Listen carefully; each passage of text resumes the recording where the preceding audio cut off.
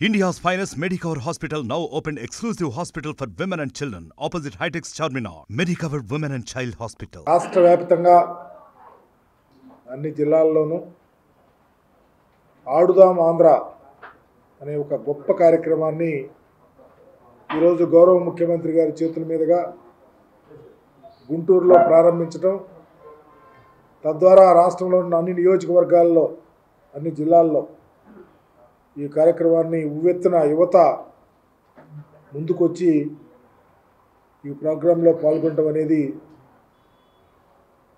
చాలా శుభపరిణామంగా రాష్ట్రంలో సచివాలయ స్థాయి నుంచి స్టేట్ వరకు వివిధ రకాలైనటువంటి టోర్నమెంట్స్ జరగటం, ఈ మధ్యకాలంలో ఆరోగ్య సురక్ష ప్రోగ్రాం ద్వారా అనేకమైనటువంటి అనారోగ్య కారణాలను పరిగణలోకి తీసుకొని గొప్ప ఆలోచనతో గౌరవ ముఖ్యమంత్రి గారు క్రీడలను ప్రోత్సహించాలని, తద్వారా మానసిక ఉల్లాసంతో పాటు దేహదారుఢ్యంతో పాటు ఆరోగ్యాలు కూడా కుదుటపడతాయి, ఆరోగ్యవంతులుగా యువత తయారవుతారు అనే గొప్ప ఆలోచనతో ఈరోజు ఈ ప్రోగ్రాంను ఏర్పాటు చేయటం, పర్టికులర్గా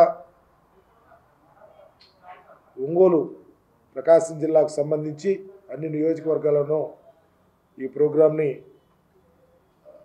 అనేక మంది యువకులు ఉత్సాహంగా పాల్గొన్నందుకు వారందరికీ మనస్ఫూర్తిగా ధన్యవాదాలు తెలియపరుస్తూ, ఇలాగే ప్రోగ్రామ్స్ అన్ని కాన్స్టిట్యున్సీల్లో కంటిన్యూ చేయాలని, సాధ్యమైనంత రీతిలో కార్యక్రమాల్లో పాల్గొంటారని మీ ద్వారా తెలియపరుస్తూ ఉన్నాం.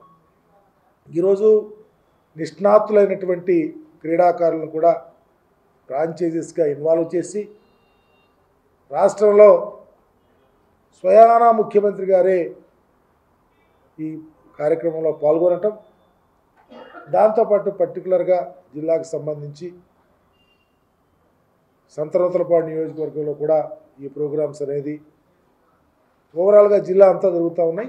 సంతనూతలపాడులో కూడా జరుగుతూ ఉన్నందుకు అక్కడ అధికారులు కానీ లేకపోతే కార్యక్రమాలు చేసే వాళ్ళందరూ, దాంతోపాటు పాల్గొన్న యువతను కూడా ప్రోత్సహించాలని ఆ ఉద్దేశంతో రాబోయే రోజుల్లో వాళ్ళతో కూడా ఇన్వాల్వ్ అవ్వాలని కూడా మీ ద్వారా తెలియపరుస్తూ ఉన్నాను. ఇకపోతే ఈరోజు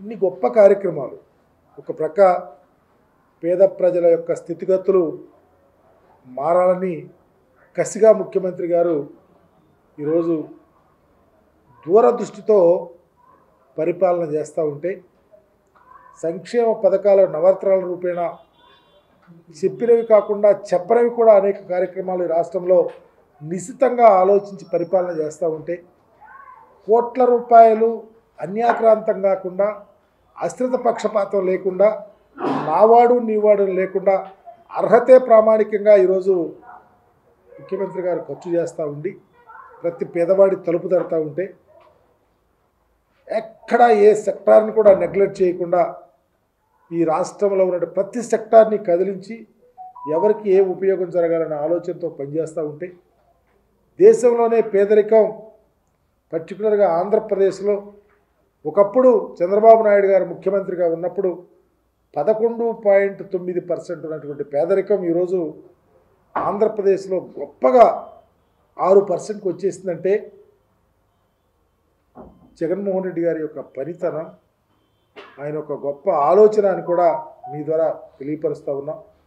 అది ఈ రాష్ట్రంలో ఉన్న ప్రజానీకం గమనించాలని, పేద ప్రజలు కూడా తెలుసుకోవాలని, ప్రలోభాలకు కానీ ప్రక్క ఆలోచనలు కానీ తావు లేకుండా జగన్మోహన్ రెడ్డి గారి యొక్క పరిపాలనను ఆస్వాదిస్తూ రాబోయే రోజుల్లో అండగా ఉండాలని కూడా మీకు తెలియపరుస్తూ ఉన్నా. ఈరోజు చూస్తూ ఉన్నాం పత్రికల్లో కానీ టీవీలో, కొన్ని పత్రికలు కొన్ని టీవీలో నిజంగా అడగాలని ఉంటుంది, బాధేస్తుంది, వాళ్ళ తత్వం అదేని వదిలేయాలని కూడా అనిపిస్తుంది. కానీ నాకుగా నేను కూడా మాట్లాడాలా, చంద్రబాబు నాయుడు అనే వ్యక్తి ఈ రాష్ట్ర రాజకీయాలలో ఒక పురుగు తొలుస్తూ ఉంటాడు. ఆ పురుగు అప్ అండ్ డౌన్స్ ఉండినా డౌన్లో ఉన్నప్పుడు కూడా ఏదో ఒక రకంగా అవతల ఆ చెట్టుని తులిసైనా సరే దాంట్లో దూరాలని చూస్తాడు. అదే పరిస్థితి రాజకీయాల్లో ముందుకెళ్తా ఉన్నాడు. అతను అధికారంలో 14 ఏళ్ళు ఈ రాష్ట్రానికి ముఖ్యమంత్రిగా పనిచేసిన వ్యక్తి.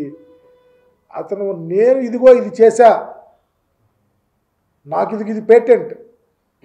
ఎన్టీ రామారావు గారు ముఖ్యమంత్రిగా ఉంటే కిలో ₹2 బియ్యం ఇచ్చి అతని పేటెంట్ అది. రాజశేఖర రెడ్డి గారు ముఖ్యమంత్రిగా ఉంటే ఆరోగ్యశ్రీ, ఫీజు రియంబర్స్మెంట్ అది వారి పేటెంట్.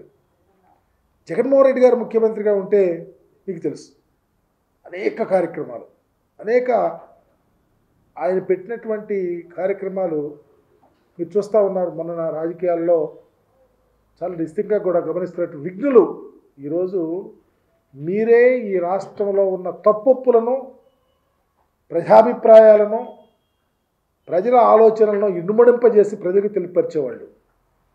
ప్రక్క రాష్ట్రాల్లో ఎన్నికలు జరుగుతూ ఉంటే మా నాయకుడు చేస్తున్నటువంటి కార్యక్రమాలనే మేనిఫెస్టోలో పెట్టి ఎన్నికలకు వెళ్ళినటువంటి పరిస్థితి కూడా చూసాం. అంత గొప్ప కార్యక్రమాలు, అంత పేటెంట్గా జరుగుతున్నటువంటి తీరుని చూసి ఓర్వలేక మీకు అధికారం వస్తే అప్పుడు చేసి చూపించి, ఇప్పుడు ఏదైనా కర్ర చేతిలో ఉంటే ఆ కర్రను వాడే విధంగా మీరు నడుపుకోవాలి. ఆ కర్ర యొక్క ఉపయోగాలు తెలుసుకొని దాన్ని కర్ర చెలాయించాలా.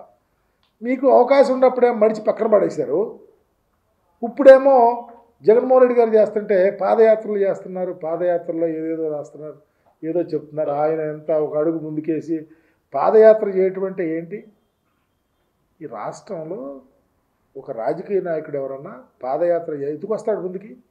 ప్రజల యొక్క సమస్యలు, వ్యతలు, కష్టాలు, బాగోగులు, ఈ రాష్ట్ర భవిష్యత్తు రాబోయే రోజులు ఏం చేయాలని ఒక ఆలోచన రగిలింపజేయటానికి రాష్ట్రంలో యొక్క పరిస్థితిని గమనించి వారు ఎన్నికల్లో గెలిస్తే ఆ ఇంప్లిమెంట్ చేయాలని. That is only meant for doctor Rajasekhara Reddy's family. ఆ కుటుంబానికే అది దక్కుతుంది. ఎందుకంటే తెలుసుకున్నారు, ప్రజల్లో ఉన్నారు, నడిచారు, ప్రజల వ్యతలు తెలుసుకున్నారు, అధికారం వచ్చింది, సాధ్యమైన రీతిలో పనిచేస్తున్నారు. ఈరోజు మీరు పాదయాత్ర చేయండి, మంచిది. మీకు కూడా ఈ రాష్ట్రంలో ప్రజల వ్యతలు, కష్టాలు, బాధలు అన్నీ తెలుసుకోవాలి. నువ్వేమో ఈ పాదయాత్ర స్టార్ట్ చేసిన రోజే అపశకునం. కొందరు వెళ్ళా మీ బాబు దొరికిపోయాడు, జైల్లోకి వెళ్ళాడు. ఆయన జైల్లోకి వెళ్తే నువ్వేమో పారిపోయావు ఆపేసి పాదయాత్ర. అది పాదయాత్ర అంటే ఎక్కడ? ఒక స్ట్రీమ్ లైన్గా ఇదిగో ఈ రోజు నుంచి ఏడు దాకా నడుస్తున్నావు. నువ్వేమో ఒంగోలు దాకా వచ్చిన తర్వాత వెంటనే ఇక్కడ వెళ్ళిపోయి చిలకలూరుపేటకు తెలియవా. అది నీ పాదయాత్ర. సరే, పాదయాత్ర నువ్వు ఎట్లా చేస్తావు అనుకుందాం. మీ బాబు జైలుకి వెళ్తే నీ పాదయాత్రకి ఏంటయ్యావు? నువ్వు పారిపోయావు. సరే, నువ్వు పారిపోయావు. మీ అమ్మగారు వచ్చారు. ఆ మహాతల్లి ఎందుకు వచ్చింది? మా ఆయన జైల్లోకి వెళ్తే చనిపోయారు బోల్డు మంది, వాళ్ళందరికీ నేను సహాయం చేస్తాను, చెక్కులు ఇస్తాను అన్నది. ఎన్ని ఇచ్చింది? 2 ఇచ్చింది. ఆమె పారిపోయింది. వాళ్ళ ఆయన బయటకు వచ్చేవరకు. ఆయన ఎందుకు అబద్ధాలు చెప్పాడు? జైల్లో నుంచి వచ్చాడు. ఆయన నాకు ఒంట్లో రోగం బాగాలేదు, చచ్చిపోతున్నా, గుండె జబ్బు వచ్చింది అన్నాడు, కళ్ళు బాగాలేదు అన్నాడు, వచ్చి రాజకీయాలు చేస్తున్నాడు. ఇదంతా ఎందుకు చెప్తానంటే పాదయాత్రకు పేటెంట్ రాజశేఖర రెడ్డి కుటుంబంగా అని ఎందుకు చెప్తున్నాను? పాదయాత్ర అనే అర్హత మీకు లేదని చెప్పడానికి నువ్వు చేసి కంప్లీట్ చేసి ఇవ్వగలవని ఆఖరిలో ఎర్ర పుస్తకం తెచ్చా. పాదయాత్ర చేసినా నువ్వు ఎర్ర పుస్తకం తెస్తాకా? ఎర్ర పుస్తకం నీ పాదయాత్ర యొక్క శాంటిటీ. పాదయాత్రలో నువ్వు స్టార్టింగ్లో ఆయన చనిపోయా, మీ అమ్మ ఏమో చెక్కులు ఇస్తారేం, మీ నాన్న జైలుకి వెళ్ళా, నువ్వేమో పారిపోయా, మళ్ళీ వచ్చి పాదయాత్రలో ఇదిగో ఎర్ర పుస్తకం ఇస్తే మీ నాన్నకి మడిచి మీ నాన్నకి దాన్ని వాడుకుంటాడు. కానీ ఈ రాష్ట్రంలో ప్రజలను ప్రక్కతో పెట్టించొద్దు. ఇంకొక విషయం కూడా ఈ మధ్యకాలంలో చూసాం. జగన్మోహన్ రెడ్డి అంట మీకు మొన్న మీతో కూడా మాట్లాడే, మీరు కూడా రాశారు, నియోజకవర్గాలు మారుతున్నాయంట, ఎస్సీల నియోజకవర్గాలు ఆలయం. ఎందుకు మారకూడదని అంటున్నా. మార్చే రాజకీయాలు ఇక్కడ కాబట్టి ఇంకో చోట అది ఎవరైనా దమ్ము ఉండాలా మార్చడం అంటే. మా నాయకుడికి ఆ దమ్ము ఉంది. ఎందుకంటే మా నాయకుడు బొమ్మతో మేము గెలుస్తున్నాం, బొమ్మ పెట్టుకుని వెళ్తున్నాం. కాబట్టి దాన్ని నువ్వు చెబుతావు. అట్లా అనుకుంటే నువ్వు పోటీ చేసేది, కొడుకు పోటీ చేసేది బీసీలు ఉన్న చోట కదా, నువ్వేం మాడతావు? నువ్వు మొన్న ఎలక్షన్లో ఎక్కడ పెట్టావు? పాయకిరాపేట అమ్మాయిని తీసుకొచ్చి కొవ్వూరులో పెట్టావు, కొవ్వూరు తీసుకెళ్ళి తిరువూరులో పెట్టావు. నీ బ్రతుకు నువ్వు మా ముఖ్యమంత్రి గారి కోసం మాట్లాడి ఏదో సొమ్ము చేసుకోవాలని చూడటం చాలా తప్పు. ఈరోజు ఇంకెంత దారుణం అంటే కడప జిల్లా రాజకీయాల గురించి పేపర్లో రాశారు ఇవాళ. రాజశేఖర రెడ్డి గారు, జగన్మోహన్ రెడ్డి గారు పులివెందల గురించి మీరు తప్పులు దెయ్యాలు వేదాలు వల్లించినట్టు తప్పులు తడక రాసి ఎవరిని మభ్య పెడతారని అడుగుతా ఉన్నాను. దయచేసి జర్నలిజం అంటే, నేను అధ్యాపకుడుగా నా దగ్గర ఎంతోమంది జర్నలిస్టు బయటకు వచ్చారు. ప్రాణం మాకు, వాళ్ళు సిన్సియర్గా ఉంటారు. కష్టం ఈరోజు జర్నలిజంలో ఉంటున్నారంటే అనేక కష్టాలతో ఈరోజు ఇవన్నీ పట్టుకుని మీకోసం పనిచేస్తే మీరు ఇచ్చే ఇన్పుట్స్ దాన్ని వక్రీకరించి ఏదో రకంగా పబ్బం గడుపుకోవాలని కొన్ని పత్రికలు రాస్తున్నాయే, అది చాలా అన్యాయం అని మనం మీ ద్వారా తెలియపరుస్తూ, పులివెందల కోసం, కడప కోసం, రాజశేఖర రెడ్డి గారి కుటుంబానికి వ్యతిరేకమని మీరు రాస్తుంటే ఇది న్యాయమా? ఎవరు నమ్ముతారా మీ పత్రికల్ని, మీ టీవీలని? మాట్లాడితే ఏదో ఒకటి చూపించి మమ్మల్ని బ్యాడ్ చేయాలని రాయటానికి. ప్రజలు అకౌంటబిలిటీతో పనిచేస్తున్నాం మా నాయకుడు కానీ మేము కానీ. దయచేసి తప్పుడు ఆలోచనలతో వెళ్ళొద్దని, ఈరోజు జరిగిన గొప్ప కార్యక్రమాన్ని మీ ద్వారా షేర్ చేసుకోవాలని, ఈ మధ్యకాలంలో రాష్ట్రంలో జరిగిన అంశాల మీద మీతో మాట్లాడాలని, మీరు పాల్గొన్నందుకు ప్రతి ఒక్కరికి కూడా ధన్యవాదాలు తెలియపరుస్తాను. ప్రజాస్వామ్యంలో ఎవరైనా ఏదైనా చేసుకుంటారు. ఎవరు వస్తే ఏమైంది మాకు? మా నాయకుడుకు ఈరోజు రాష్ట్రంలో ఒక పెద్ద కుటుంబాన్ని తయారు చేసి ఇచ్చాడు రాజశేఖర్ గారు. దాన్ని బ్రహ్మాండంగా నిలుపుకొని ఇంత ఒట్టిడంత విధంగా పెంచేశాడు. నమ్మకం జగన్మోహన్ రెడ్డి గారు ఈ మాట చెప్పాడంటే అది చేస్తాడని నమ్మకం ఈరోజు పరిపాలన సరళిలో ప్రజలకు అర్థమవుతుంది. కాబట్టి మాకు ఎవరు ఎటు వచ్చినా, షర్మిలమ్మ వచ్చినా, ఇంకోళ్ళు వచ్చినా ఈ పాదయాత్ర చేసిన వాడు కాళ్ళు పైకెత్తి తల కింద పెట్టినా, వాళ్ళ బాబుతో ఏం చేసినా, పవన్ కళ్యాణ్ గారు గట్టిగా ఇంటికి వెళ్ళి కాళ్ళు దండం పెట్టుకుని ఆయన ముఖ్యమంత్రి అవుతారని తీసుకొచ్చి వాళ్ళకి అమ్మేసినా ఈ రాష్ట్రంలో వైఎస్ఆర్ కాంగ్రెస్ పార్టీ అధికారంలోకి రాబోతా ఉంది.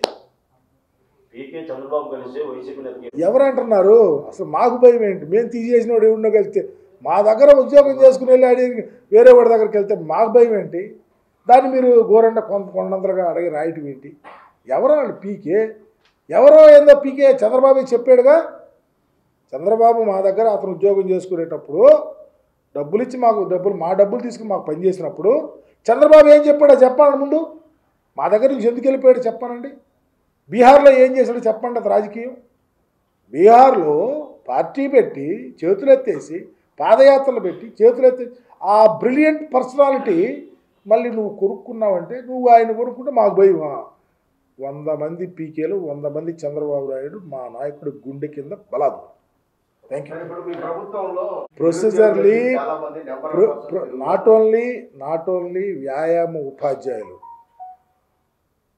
ప్రొసీజర్లీ రాష్ట్రంలో రిక్రూట్మెంట్ చేయాలో, ఏది అవసరమో, వ్యాయామం ఉపాధ్యాయులు కూడా అవసరం. ఆ కోణంలో సంబంధిత మంత్రి గారు, ముఖ్యమంత్రి గారి ఆదేశంతో వర్కౌట్ చేస్తూ ఉన్నారు. అన్నీ జరుగుతాయి. మ్యాగ్నానిమిటీగా ఈ రాష్ట్రంలో ఎంప్లాయీస్ కోసం, అంగన్వాడీస్ కోసం సాయం చేసినటువంటి ముఖ్యమంత్రి మా ముఖ్యమంత్రి గారు, వాళ్ళకి ఇంకేం సాయం చేయడానికి అవకాశం అది కూడా చేస్తాం. కంపేర్ టు చంద్రబాబు నాయుడు మీరు అడిగారు చూడండి, అతనికి చేతులు రాలా, మనసు కూడా లేదు. మేము ఇవ్వాలనే ఉన్నాం. ఎక్కడైనా మీరు అన్నారు చూడండి, చిన్న మిస్టేక్స్, మనుషులం కదా, లేకపోతే ప్రభుత్వంలో ఆదేశాలు ముఖ్యమంత్రి గారి కింద అక్కడన్నా చిన్న లోట్లు జరుగుతున్నాయి, సరి చేద్దాం. మాకు జర్నలిస్టులు ప్రాణంతో సమానం, వాళ్ళకి సాయం చేయాలా. అక్కడ ఎనామలైజ్ ఉంటే వాటిని కూడా రెక్టిఫై చేసి ఇప్పిస్తానికి సిద్ధంగా ఉన్నాం. అసమ్మతివాదులు లేనే లేరు, ఎవరు అసమ్మతివాదులు కాదు.